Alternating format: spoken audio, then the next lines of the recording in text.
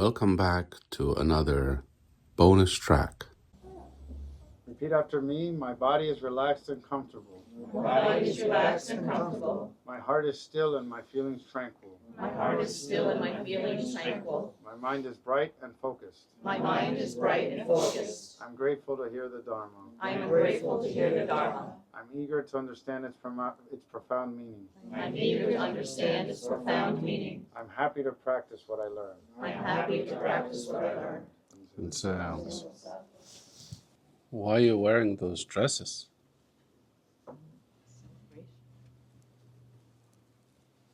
Any other reason? You knew the dresses were a setup. Why are you wearing the dresses? Offering. To dedicate the thing, to offer the thing, right? That's what I'm after. We're so good. So good. Offering. We have how many offerings? Who can call them out? What do we have? Fruit, incense, flour, water, rice, voice. Yes, that one's frequently missed. Your chanting is song kongyang. Kongyang means offering. It is a very... Actually, kongyang means like a fortune nutrient. It's a multivitamin for your fortune, or it's a fertilizer for your fortune. It makes fortune. Right? That's why kongyang, offering. 지심 정예 kongyang. Yes. When maybe you were here when we have no fruit on the altar, it's not 지심 정예 kongyang. It's 지심 비명예. Then the rest part is the same. 삼계 도사 사생 자부. But the first part, no kongyang is mentioned. Why? Because we're not offering the things. Right? So, what does it mean? How to make correctly the kongyang, how to correctly make an offering. Your dresses are pleasing to the eye. It is offering like a flower almost. Right? Beautiful. Of course, respect, dedication, tradition, all of those things are there. But big thing is, it is kongyang, offering.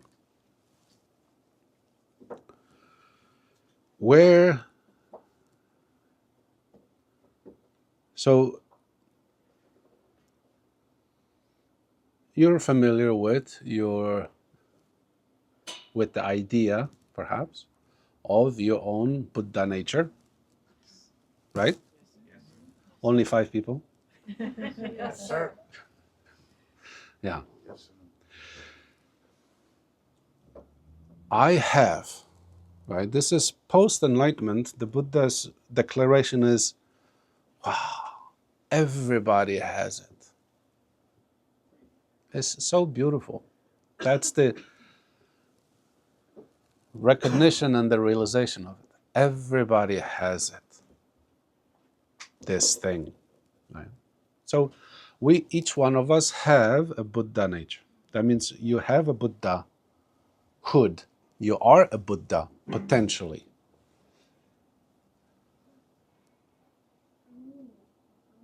Potentially because if I don't know, might as well not exist. Right? I potentially have the USB to USB-C cable in my cable drawers. Potentially have it. If I can't look in there, it's still a potential only. But the Buddha says you have it. You have a Buddha nature. You have it. So, my own Buddha nature. If the Buddha walked in here today, how would you treat them? they're walking right now in here, how would you treat them? Fall down on my knees and bow, my head to their feet. So would you treat them, bear with me, but would you treat them so much better than even your parents? That's a good question. Probably. I think there would be like tremendous reverence. Mm-hmm. There you go. Tremendous reverence, right? So would you treat them better than you treat your children? Would you treat them better than you treat your spouses and your siblings? Oh, I don't have siblings. Uh-oh. I missed that. I missed it. It depends. Oh. No, it's not what I meant. why would we treat the Buddha better than you even treat your parents, your children, your spouses, your siblings? Why? It wouldn't be treating them better. Be treating them the same. But if you walked in here and I never met him before, I would fall to the floor and thank him and right? Oh. Just like, but if I knew him every day, I was having lunch with the Buddha every day, I'd treat him the same as I did my child. Does that make sense? Maybe that's why he's not coming. It's because he says, I'll come when Sunji leaves. Maybe the Buddha thinks I get the first accolades on the first trip, second one, get your own food, Not so much. and then progressive deterioration to what? Take out the garbage? No. But the Buddha does take out the garbage. Right? So it is. Why some people would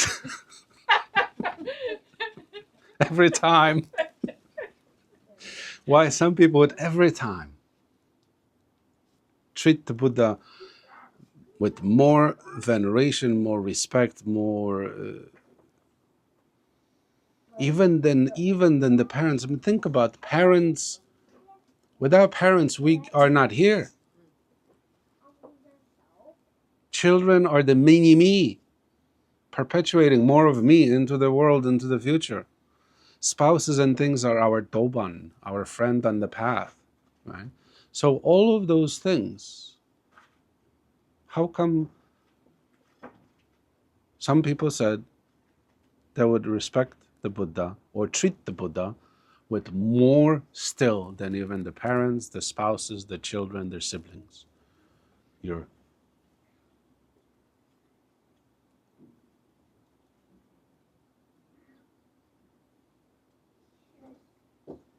Anybody? Because we don't keep in mind that everybody has Buddha nature and is a future Buddha. Were you asking why? Yeah, why would you? Why would you treat the Buddha with such high esteem? Respect what he has done. But we He's did all respect the work parents. for us, so we don't have to. He's done all He's the work, he's enlightened. organized the teachings, and he's given us the teachings, so we have a foundation. Your parents teach you so much. Yes, they do. Whether you like it or not, whether good things or not good things, the not good things are lessons also. Yes. Then you as a student of life have to look at, say, not doing that Because it's easier. because it's easier. Well, like, it's. I think you need more practice in order to have that same respect for your family and all the above. But that's not really exactly what you asked, but that's what came to my head. The Right. Buddha reminds us that we can do it too. He's did it, we can do it. Your husband reminds you that all the time. He does. Listen, you don't want to tell me he's a bodhisattva. I've Yeah. confirmed it the past few You things. see? I know See? he is. That's why. But I ain't bound to him. How many tongues do you have? Because it'll give him a big ego. We tend to, right? Of course, why, with all those people, meaningful people in our lives, important people in our lives who help us and support us and challenge us, and hard things are challenging too, right? All those things. People close to us, important to us. What's the difference? Comfort level. Okay. Should I tell you? Yes. Go ahead. Please. Wow. All right. Because the Buddha transcends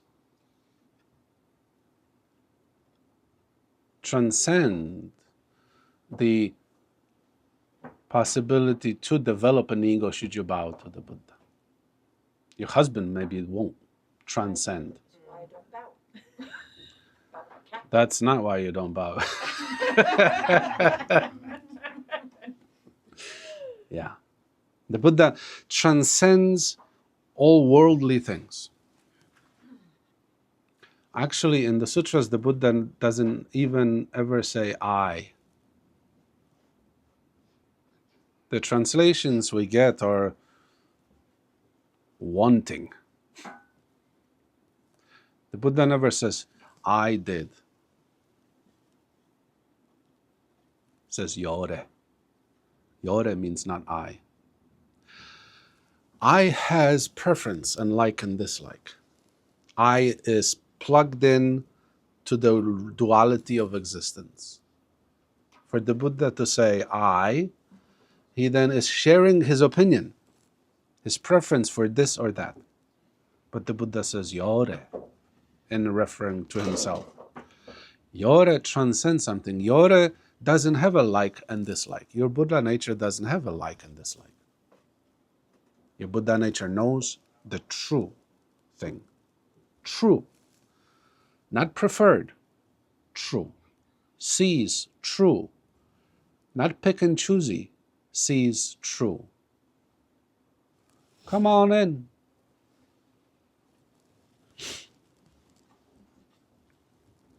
You made it?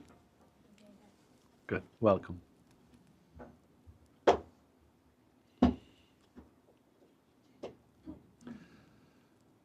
So, if we were to treat the Buddha, when the Buddha walked in here and we said you would treat the Buddha differently, with more esteem, more veneration, more respect than you do even your own parents, than even your own children, than even your own spouses and your siblings, in as much as those people are there day to day, supporting, protecting, reinforcing, challenging, tending to you, and of course we are to tend to them, ergo the mutual respect.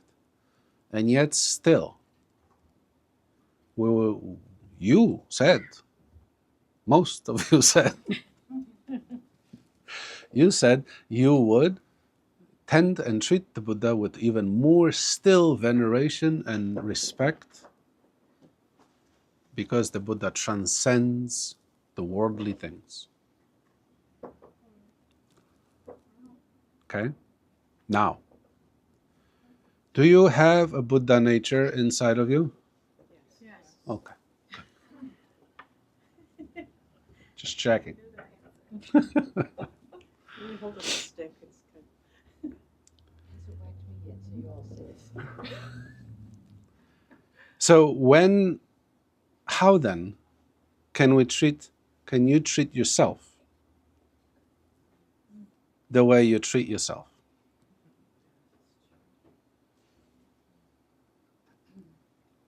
Because we forget. You forget yourself? No, we forget that we have that Buddha nature. That means we forget ourselves. It is, right? Why? Other shiny thing pull me away from my Buddha nature. I get caught up and entangled in the argument, the minutiae of day-to-day living. If we treated the Buddha when he walked in here, we established you would most likely treat him with utmost veneration, higher still than the veneration and the respect and the honor you give to your parents and your children and your spouses and your siblings, maybe even your boss who makes your life possible, what have you, right? These people who are within the fabric of your life that clothes you literally and figuratively, right? Or even all these people who deserve absolutely so much respect from us, so much gratitude from us, so much thankfulness from us. And the Buddha walks in and we treat him even more still better. And then we treat ourselves with such shabby treatments. How much do you disrespect the Buddha? How much do you disrespect the Buddha? How much do you disrespect the self Buddha? How much do you torment your own Buddha nature? You wouldn't do that to the Buddha. If the Buddha walked in here, you wouldn't torture the Buddha in such a way. You wouldn't torment him in such a way. You wouldn't disrespect him in such a way. Then how come we visit upon our own Buddha nature these offerings, these torments of worries, the torments of anxiety, the torments of depression, the torments of jealousy, the torment of greed? The Buddha walks in here and says, I have something for you. Here, I want you to have this offering, please, of worry, of sadness, of anxiety. Here's some lovely stupidity, some utmost splendid arrogance, some selfishness. I want to give you this burning ball of anger. Some offering. Yes. Excuse coming. It's not an excuse. Mm-hmm. My understanding is, I'm just corrected, is that our Buddha nature is pure and beautiful, and what is the anxiety and worry and torment is the image of ourselves that we created, right? Is it not? So isn't it? Never mind, I'm just gonna shut up. Never mind. The worry and the anxiety is because the ego is getting hurt. We're visiting that pain and torment on our ego because we're not, for whatever reason. But I think our true Buddha nature is pure and free from all that, and that's what we have to realize. I'm not making any sense. Never mind. I should just shut up. No, go on with the excuse. No, Continue the excuse, please. Oh, it's coming. No, Go on with the excuse. it's not an excuse. Ignorance. You're claiming ignorance? Of course I'm ignorant. No, you're claiming ignorance as the excuse against this shabbiest of treatments of your own Buddha nature? I'm not sure it's the Buddha nature that we're tormenting as much as it's the false sense of self that we have, this pretend self that we've made. So that one's okay to torture? It's not okay to torture it.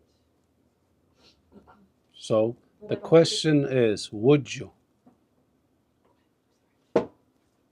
Would you? If the Buddha walked in, would you? Would you say, well, I'm ignorant and I'm selfish and I'm egotistical and I'm human, so sorry, but here's a ball of anger and rage and anxiety and frustration. You won't give it to him? Why won't you give it to him? Because he's over there, far away. The things that, how do you make an offering to your own Buddha nature? Treat yourself. Take care of yourself. Give yourself healthy. When a thought arises in your mind, it simultaneously arises and it's simultaneously offered. As it arises, it's offered. Because the splintering that we're claiming here doesn't exist. There's the me, and then there's the other me, the Buddha me, and then there's the, right? This is a dualistic perspective that splits a self apart. When the thing arises in your mind, it is then, therefore, at the very same moment offered. So how do you offer to the Buddha a good thing? Come on. What should we? Yeah, if the premise is that as the thought arises in your mind, it simultaneously is offered to yourself, right? And yourself accepts it. Keep your thoughts wholesome. How do you not offer anger to the Buddha self? Don't be angry. How do you offer non-worry to your Buddha self? Don't worry. How do you offer non-stress to the Buddha self? Everybody knows how to do it. You're all good. Excellent. It is. It is. Also, the Buddha self never sleeps. Parents, children, spouses, your loved ones sleep, and they eat, and they go places. That means there are moments in your life when you are without them. There is never a moment in your life when you are without your Buddha nature.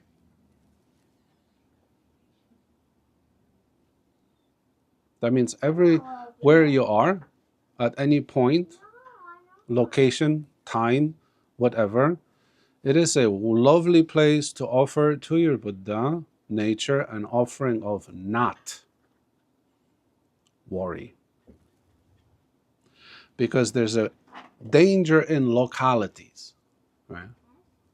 Everybody comes to the temple and everybody's pious and respectful, and they step outside and they push an old lady out of the way because the last donut is on the shelf, and you're like, "Git! I need that." Right?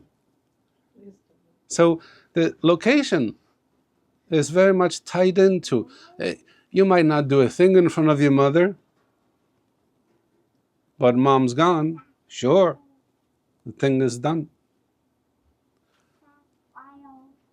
But you cannot not do in front of your own Buddha nature. If you're working and you're cutting grass and some roots get caught and your blades get tangled up and you have to flip over the lawnmower and you have to sort that out, every curse word that comes out of your mouth, your brain, doesn't go into the machine.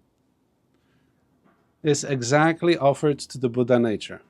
You bleep, bleep, bleep, mother bleeping, bleep, bleepness.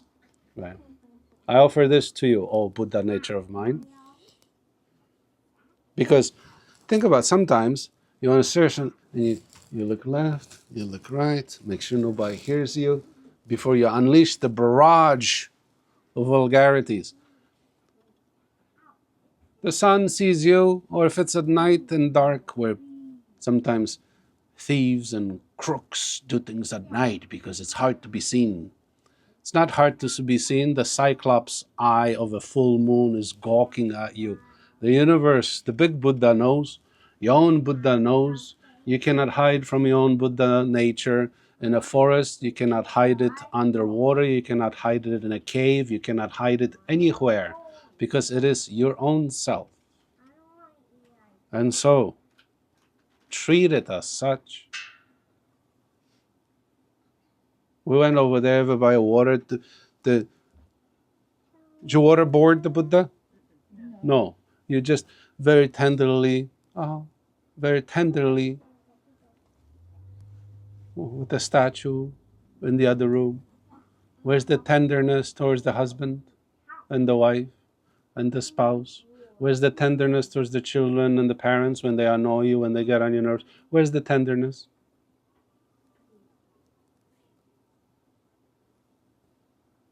It is how to offer. That's why we practice things. When you come to the temple, we practice things. How much bowing we do. Why?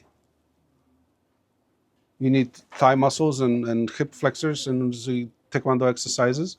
And one and a sir, and a two and a sir, and three and a sir. Jumping jacks next? No.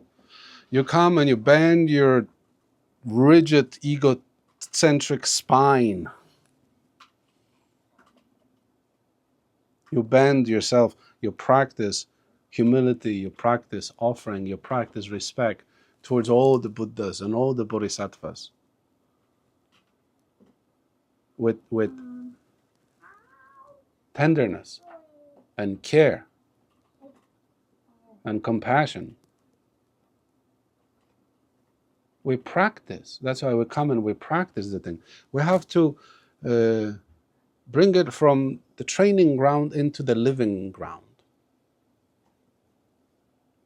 Why we call one another with respect, and then you go outside and then somebody else gets a less nice. They don't have a Buddha nature? Clearly they don't have a Buddha nature because they deserve the barrage that they receive. We come here and we practice something. We practice it until it seeps into the skin and the flesh, into the bone marrow. And then when you sweat in the hardships of life, you sweat out incense smoke.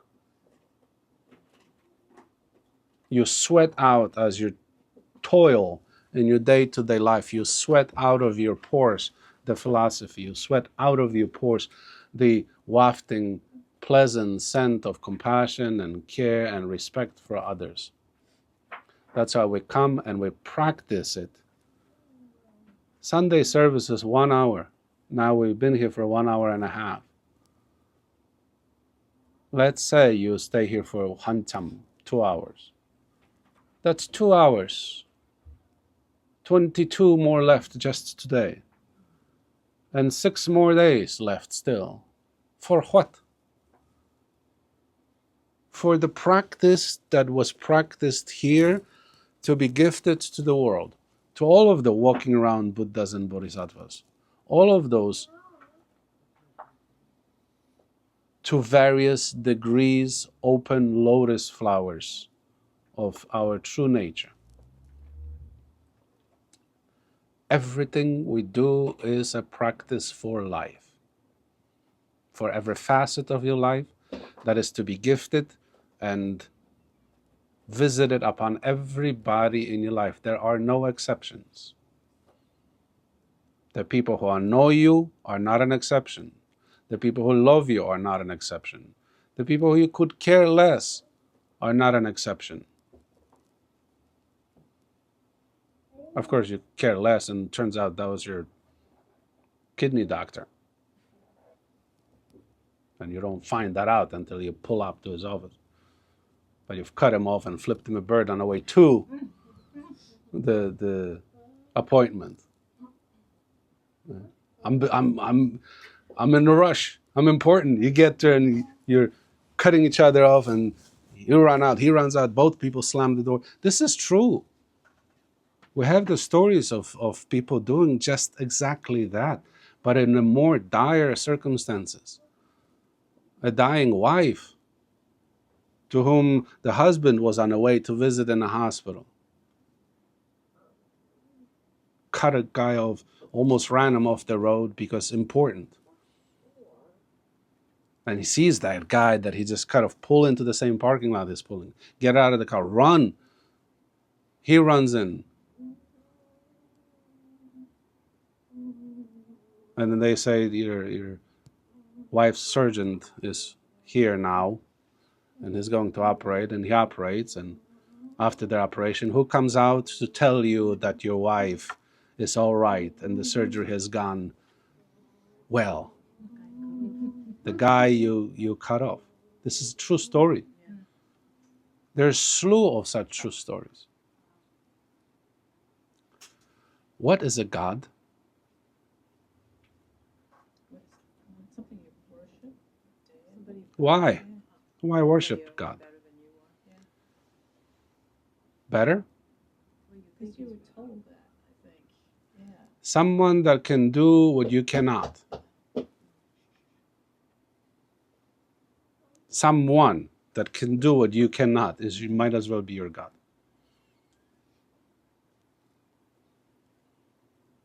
That's right. All of those have a Buddha nature. They're faraway people.